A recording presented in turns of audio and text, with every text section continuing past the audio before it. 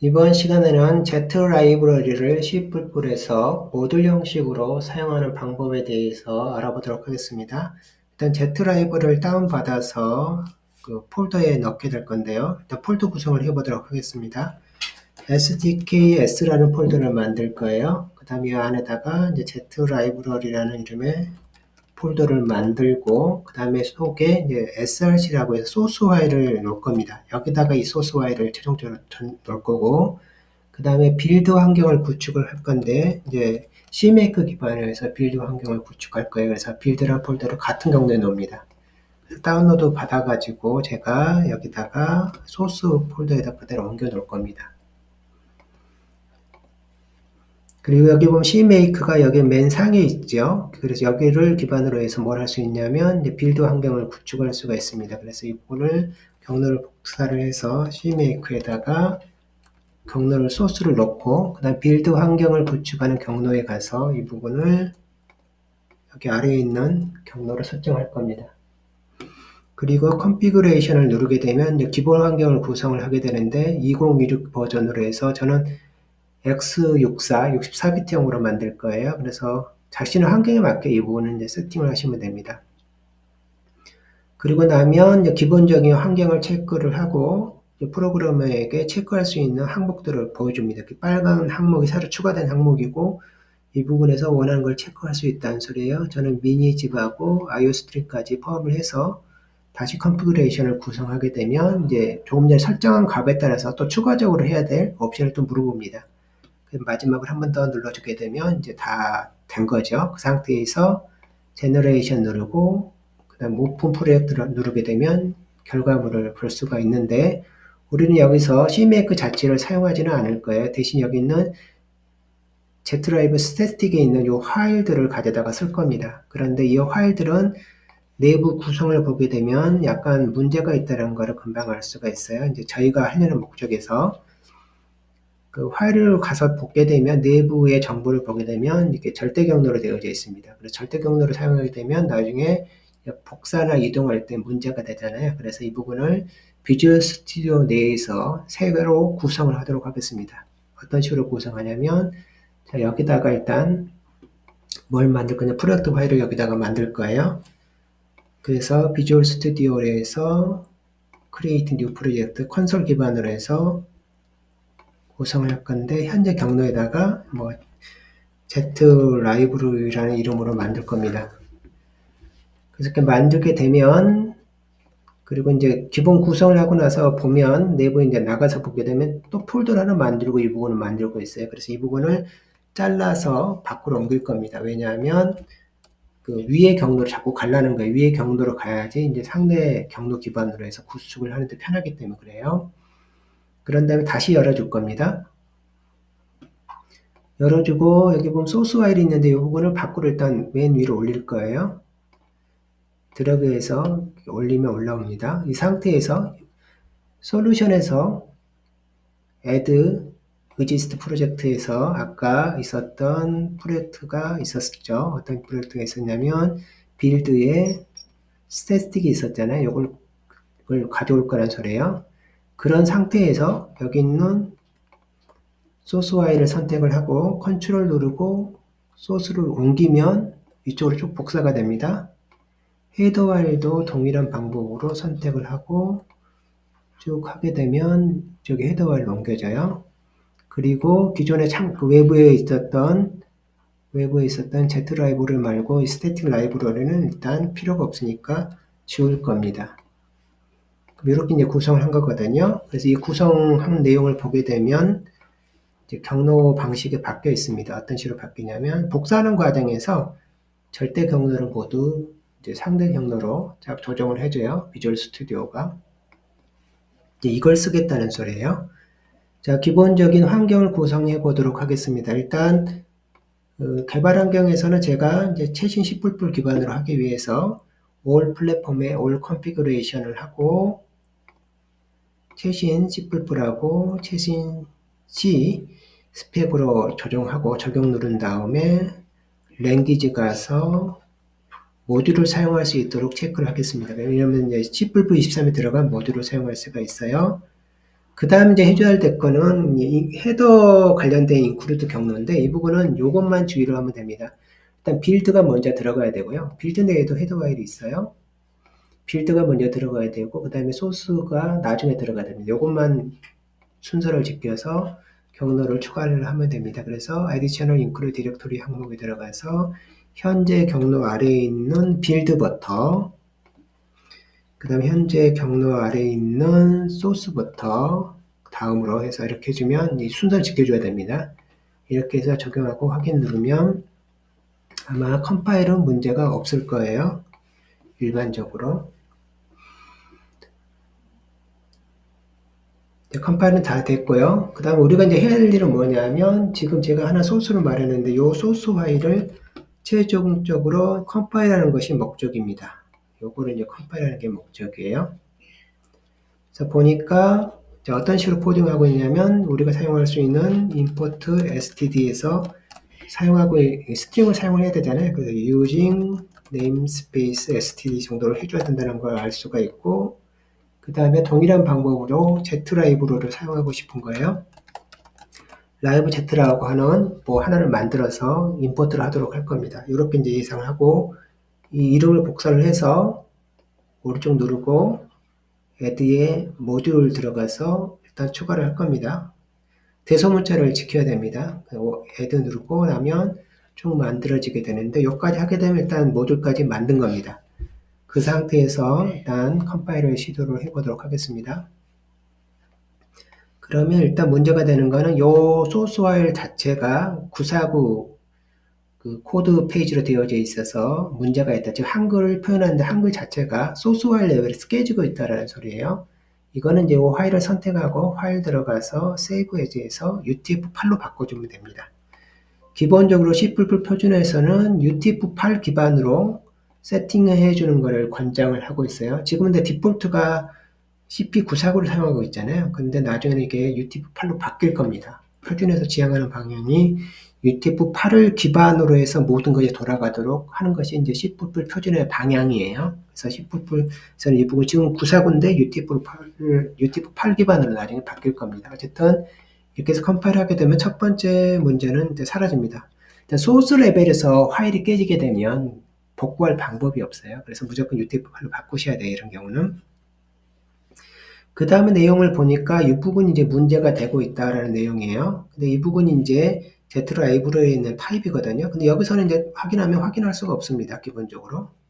뭐 여러 가지가 뜨게 돼요. 그래서 확인할 수가 없고 어디서 확인을 해야 되냐면 이 부분을 여기서 확인할 수 있도록 만들어야 돼요. 어떻게 만들어야 되냐면 모듈이라고 써주고 그 다음에 include 해서 여기는 이제 옛날 구문을 씁니다. zlibh를 추가를 해줘요. 그 다음에 여기서 이렇게 하게 되면 이 부분이 확인이 됩니다. 이렇게. 타입이 문제라는 소리예요. 여기서 이제 중요한 것이 있습니다. 우리가 그 모듈을 만들 때는 헤더 유닛이라는 게 있어요. 헤더 유닛이라는 거는 같은 구문인데 이렇게 쓴다는 소리예요. 이렇게 사용해서 쓰는 구문을 헤더 유닛이라고 해요. 그럼 이렇게 하면 이제 익스포트가 됩니다. 그런데 이렇게 쓰면 안 돼요. 기본적으로 그 표준에서 추구하는 방향은 헤더 유닛은 좀 중간 단계, 나중에 어쨌든 없어질 수 있어요. 중간 단계 어떤 목적으로 추가된 거지 쓰라고 만든 건 실은 아니거든요. 그래서 헤더 유닛으로 가능한 타입 그 헤더 파일들에 대해서 별도로 목록이 있습니다. 이러이러한 파일들은 이름이 있어요. 이 파일 이름을 명시하면서 이것들은 헤더 유닛이 될 수 있다 이렇게 명시를 하고 있어요. 그 소리는 뭐냐면 일반 파일을 그냥 쓰면 안 된다는 소리예요. 쓰지 말라는 소리입니다. 알고 보면. 그래서 어떻게 하는 소리냐면 이렇게 써놓고 여기서 필요한 타입을 땡겨오라는 소리예요.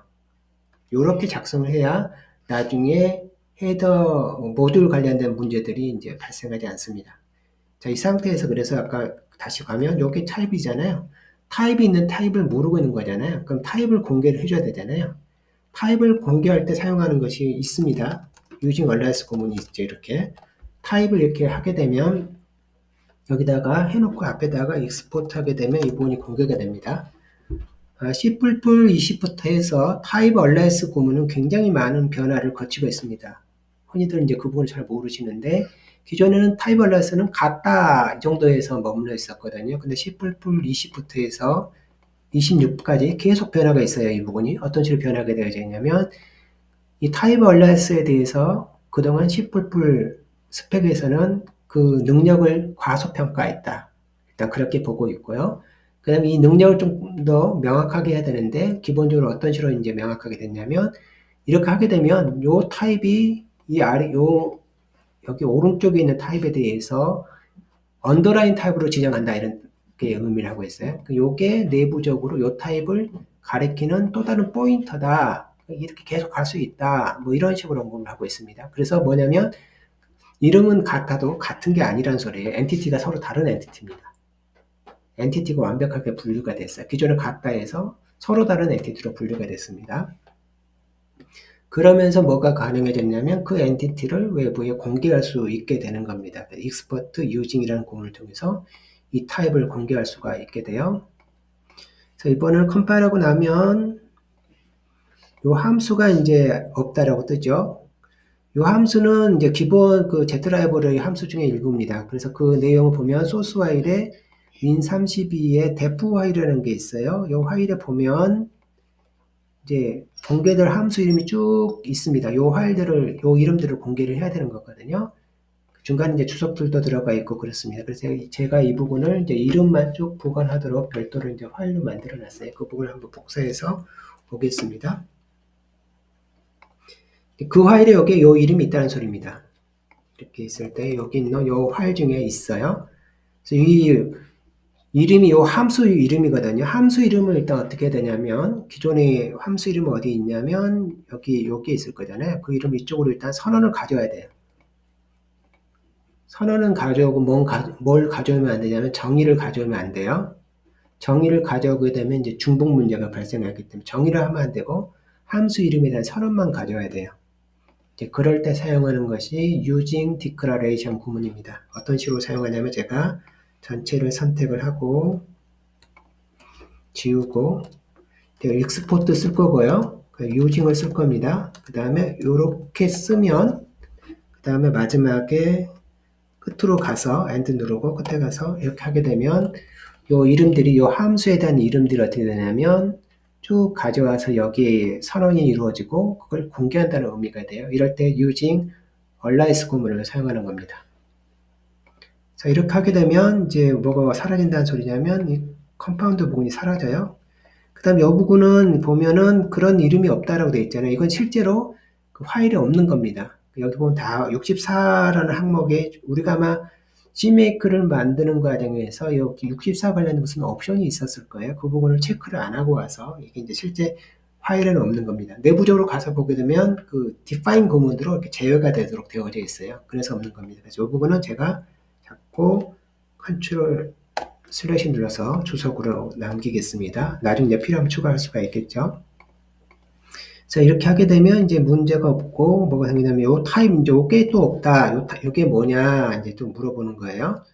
이 부분도 여기서 와서 체크를 해보게 되면 확인이 되는데 역시 타입이라는 걸 알 수가 있습니다. 이 경우도 어떻게 하냐면 이렇게 만들어지고 이렇게 using 타입 얼라이스 부분으로 만들어지게 되면 이제 문제가 발생하지 않아요. 타입에 대한 공개니까요. 그 다음에 가장 어려운 게 이제 실은 요겁니다. 이게 단순해 보이는데 이 문제를 완벽하게 풀기가 쉽지가 않아요. 요거에 어떤 건지 일단 보면 가서 보면 매크로예요. 매크로 이름은 기본적으로 이렇게 인클루드에서 사용하는 모듈까지는 공개가 되지만 이 모듈을 거쳐서 어디까지 못 넘어가냐면 다 사용자까지는 못 넘어가도록 되어져 있어요. 그리고 이 부분을 이제 하려면 별도로 선언을 해야 되잖아요. 여기다가 뭔가 이름을 만들어줘야 되거든요. 근데 이제 만들 때도 주의사항이 있습니다. 모듈에 사용되는 이름, 여기 이제 실은 정의가 들어가는 거예요. 여기 같은 경우는 다 선언들이거든요. 정의를 여기다 해줘야 되는 사항이 발생하잖아요. 그래서 정의가 됐을 때 ODR 문제가 발생하지 않도록 해야 돼요. 그걸 잘 고민해서 해야 됩니다. ODR 문제가 생기지 않는 소리는 인라인을 넣어야 된다는 소리거든요. 인라인에서 그 다음 상수니까 const x 컴파일 상수라고 볼 수가 있죠. 이렇게 하고 오토에서 그 다음에 이름을 이런 식으로 소문자로 바꾸고 z OK 이런 식으로 써줘야 된다는 소리예요. 왜 여기서 중요한 거는 inline입니다. inline이 중요해요.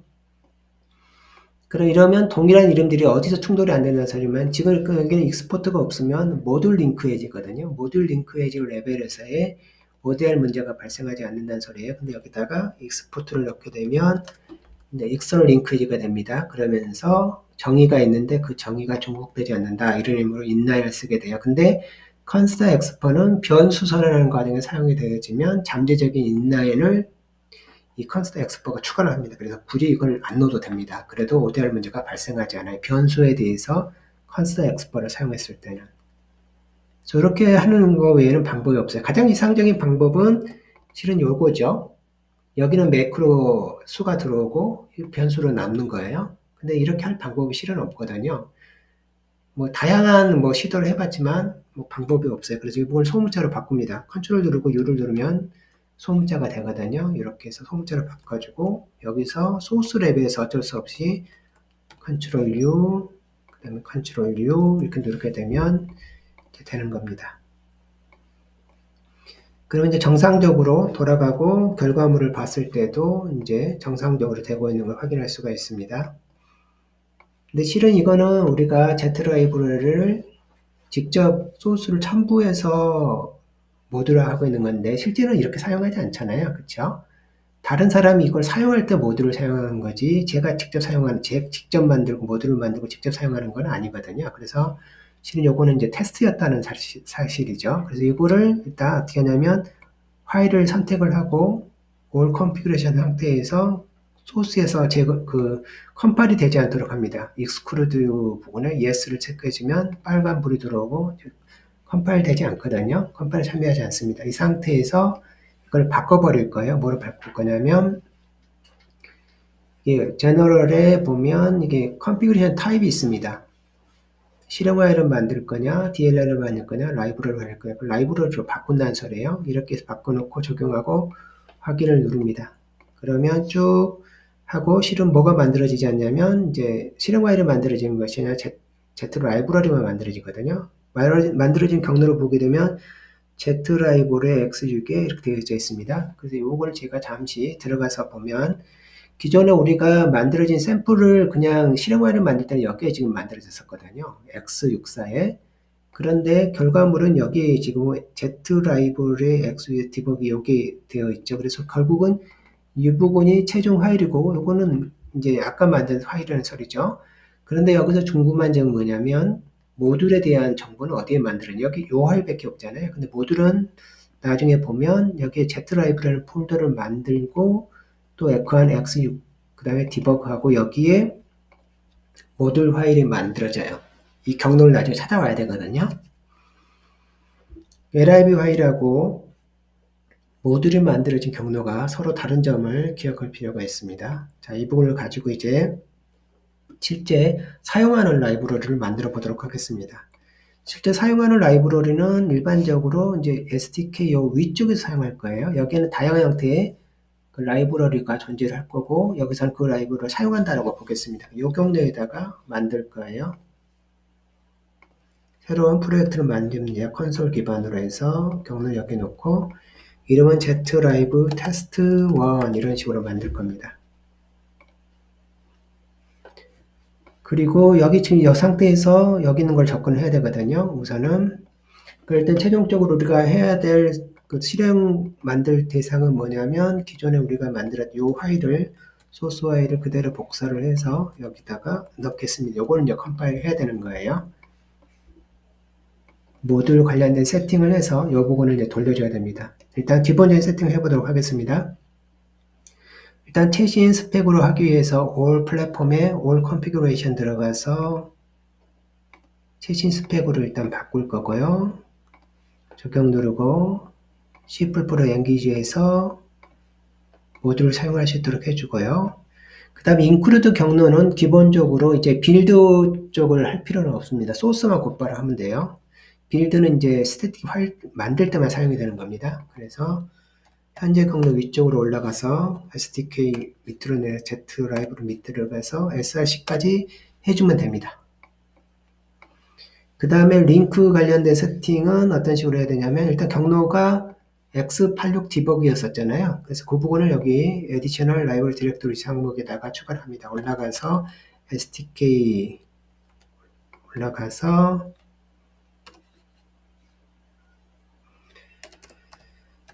SDK 올라가서 Z 라이브러리 올라가서 여기에 이제 x64죠. x64 올라가서 디버그까지 들어갑니다. 거기에 뭐가 있냐면 디버그 밑에 요게 있었잖아요. 요거를 이제 추가를 합니다. 어디서 추가를 하냐면 인풋에 여기 Additional Dependency라는 부분이 있어요. 여기다가 추가를 하면 됩니다. 자, 이렇게 하게 되면 되는지 문제는 뭐냐면 컴파일 하게 되면 이제 기본적으로 인클루드 경로하고 라이브러리까지는 체크를 다 했어요. 그렇지만 아직 안 된 건 뭐냐면 이 모듈 자체를 못 알아먹는다는 겁니다. 일단 첫 번째 에러는 이제 엔코딩 문제네요. 이 부분은 어쩔 수 없이 UTF-8로 바꿔줘야 됩니다. 그래서 바꿔주고 다시 컴파일을 하면 이게 안 바뀌는군요. 다시 한번 하도록 하겠습니다. Save As에서 UTF-8 누르고 커런트 세팅에서 이쪽에다가 UTF-8에서 OK 누르면 이제 바뀌었을 거고요. 이제 문제가 없을 겁니다. 그 다음에 요거에 이제 이 부분을 해결을 해줘야 되잖아요. 해결하는 방법은 이렇게 합니다. 일단 해결하는 위치는 어디냐면 C++에 보면 제너럴에 모듈 디펜던시라는 부분이 있어요. 모듈 디펜던시요. Additional 모듈 디펜던시에서 해결을 해줘야 됩니다. 해결하는 방법은 일단 모듈 이름을 써줍니다. 모듈 이름을 써주고 이제 경로를 써줘야 되는데 절대 경로를 써줘야 돼요. 근데 절대 경로 곧바로 쓰게 되면 이제 문제가 되잖아요. 그래서 어떻게 할 거냐면 저희는 약간 상대의 경로를 기반으로 계산을 해야 되겠어요. 그래서 여기다가 놓고 프로젝트 dir이라는 걸 찾을 겁니다. 이게 이제 실제 뭐가 있냐면 여기 프로젝트 파일이 있는 경로를 의미해요. 여기 클릭하고 따닥 누르면 들어가요. 그 상태에서 위로 올라가고 위로 올라가면 어디냐면 지금 현재 경로가 어디서 출발하는 거냐면요. 여기서 출발하는 거거든요. 위로 올라가요. 그럼 SK부터 시작하는 거잖아요. 그 SDK 들어가서 어디로 가야 되냐면 쭉 내려가서 여기 X86 SDK Z 드라이브를 하나 더 만들어진 거예요. X86까지 여기 Z 드라이브가 2개 있습니다. 이런 식으로 해서 내려가 줘야 돼요. 이렇게 내려가 줍니다. 복사를 해주고요. 그 다음에는 이름이 뭐였냐면 요 파일이에요. 요 파일을 여기다가 써주면 요 파일이 요 뭘 의미한다면 모듈을 의미한다는 소리가 돼요. 적용하고 확인 누르면 이제 찾아지게 됩니다.